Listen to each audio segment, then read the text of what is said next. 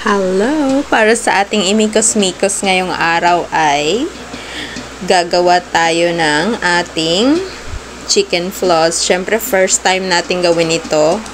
And ang ating mixture ay nasa screenshot. And then, after nating imikos-mikos ang ating ingredients na nasa screen ninyo ay mag-start na tayong gumawa ng ating tinapay. Siyempre, double size na siya.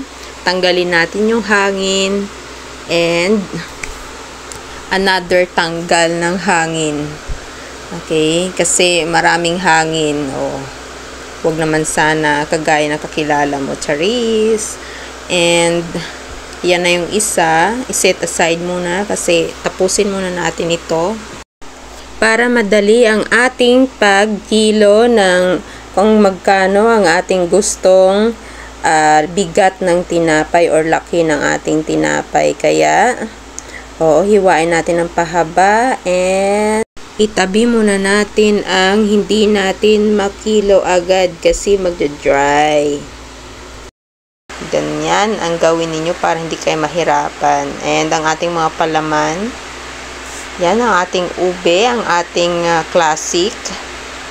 Ayan, ang gagamitin natin ang ating chocolate at of course, ang ating pangmalakasang chicken floss. Ayan na. So, ngayon ay nag-iisip ako kung paano ko gagawin ang tinapay na pwede nating lagyan ng toppings na chicken floss. Kaya, let's see.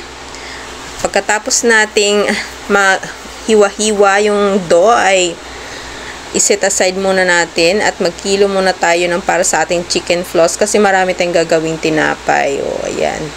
So, nakilo ko na yung para sa chicken floss. Papaalsahin ko pa yan ng 30 minutes and ayan, magkapi-kapi muna tayo. Charis! Nagutom ako paggising ko. Ayan.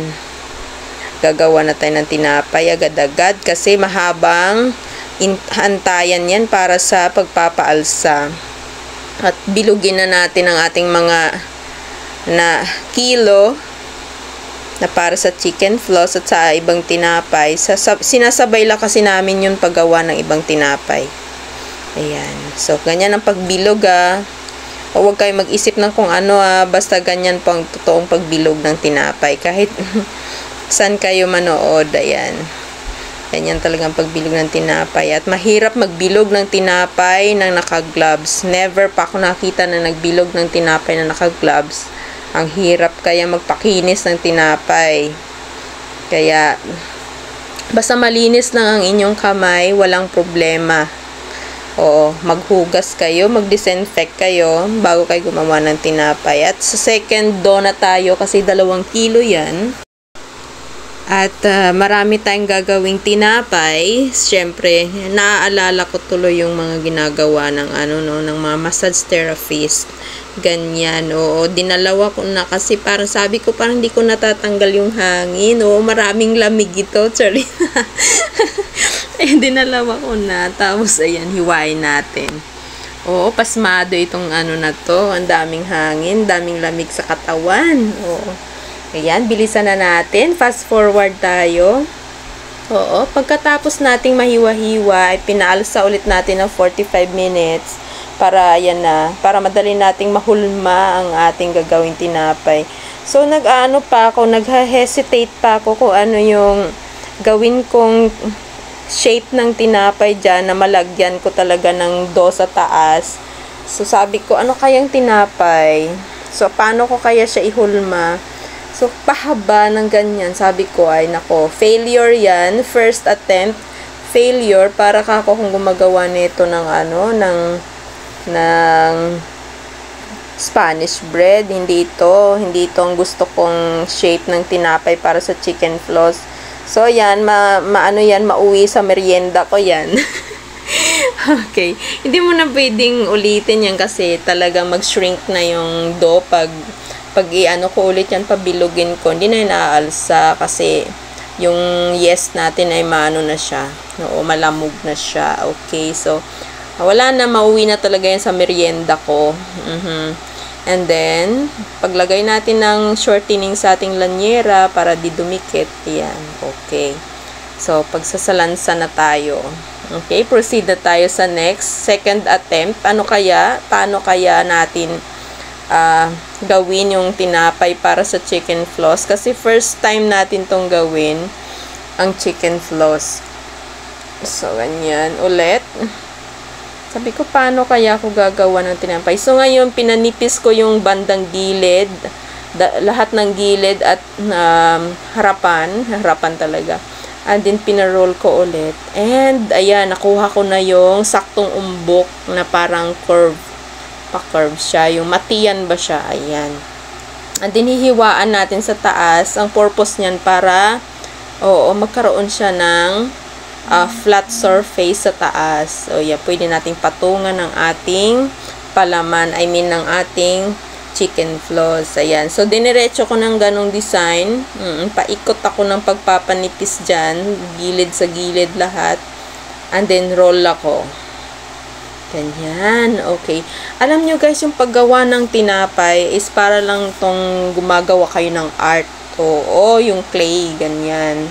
So, kung kayo ay creative, artistic kayo, hindi nyo na kailangang mag-research pa ng design. Alam nyo na sa sarili nyo kung paano ang gagawin yung tinapay.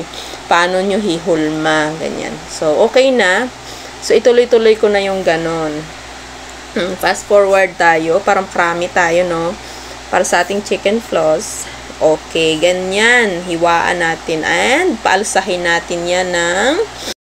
Paalsahin natin ito ng 3 hours at higit pa hanggang 5 hours hanggang sa makuha natin ang saktong alsa ng tinapay. Huwag overproofing kasi aasim at hindi masarap ang tinapay. Sakto lang, ganyan. Ang pagproofing, takpan natin sa taas para di mag-dry at maganda. Yan, nasa loob naman yung iba sa loob ng oven para yan na yung ating pang chicken floss na tinapay. Yan. O, diba? Sabi ko sa inyo, may flat na sa taas eh. Ating Spanish bread, maganda din yung alsa. At ang ating German, ayan, maganda rin yung alsa. At ang ating, ayan, choco roll, maganda din.